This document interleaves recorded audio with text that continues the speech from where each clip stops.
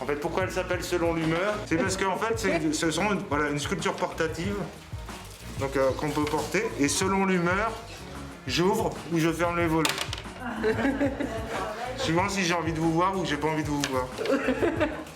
Là, j'ai beaucoup envie de vous voir, j'ouvre tout. Ce matin, on est à Saint-Sulpice-Laurière, dans le gîte municipal, avec deux artistes, Lydia Lelon et Jean Bonichon, qui étaient en résidence pendant 2 mois. Et on est avec le Centre social Vital et le FRAC Artothèque, le Fonds régional d'art contemporain Artothèque de Nouvelle-Aquitaine. Et ce matin, on découvre le résultat de la résidence de Lydia Lelon et Jean Bonichon. Et on vient activer des œuvres avec le centre social, le groupe du Centre social Vital. C'est une de nos dernières dates d'un programme que l'on a appelé la Croisière de l'art, qui a duré tout l'été. Et donc avec le Centre social Vital, nous avons visité plusieurs lieux d'art avec ces familles pour découvrir la création contemporaine sur le territoire, dans la Nouvelle-Aquitaine. On va le mettre en mode maison. Ouais. Voilà. Et par exemple, on peut en faire un petit abri, si on en a envie. C'est aussi un sac à dos. Alors si quelqu'un veut l'essayer. Alors, on va. Voilà. Je me suis coincé le doigt. On rapproche. Attention sur les épaules. Voilà. Et du coup, on peut partir avec son canapé à dos.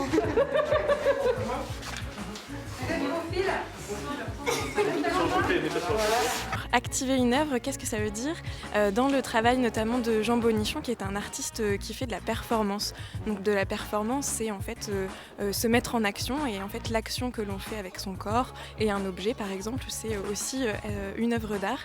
Et là, pendant leur résidence, Lydia Lelon et Jean Bonichon ont décidé de créer ensemble des pièces, des œuvres qui sont des sculptures, mais que l'on peut activer, c'est-à-dire que l'on peut porter, que l'on peut bouger. On reste à côté. Je ne peux pas tomber très haut. Parce que... Oula, mets le pied dedans. C'est 4 blocs reliés. Je vais t'accompagner, tu tiens? Oui.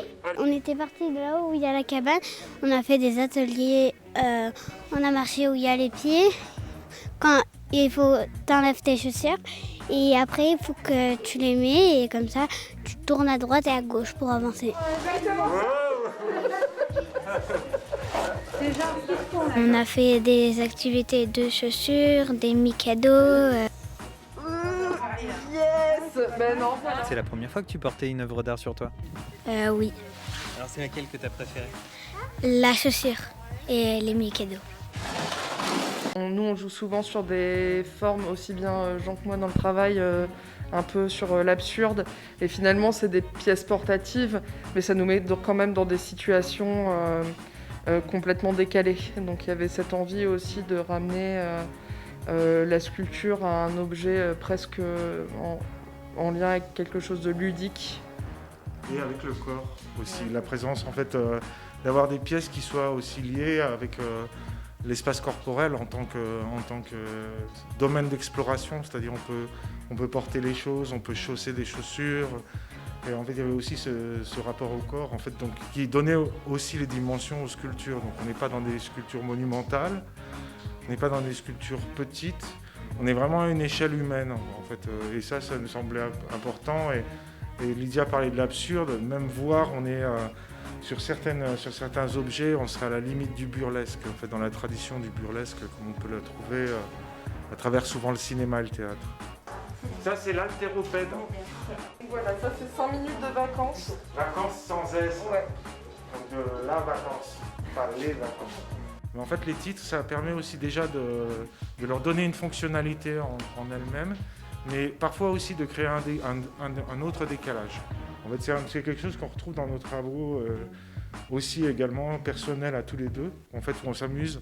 En fait, souvent, les titres, c'est aussi des jeux de mots et d'esprit qui permettent d'emmener les sculptures vers un autre univers, une autre dimension, d'ouvrir une porte.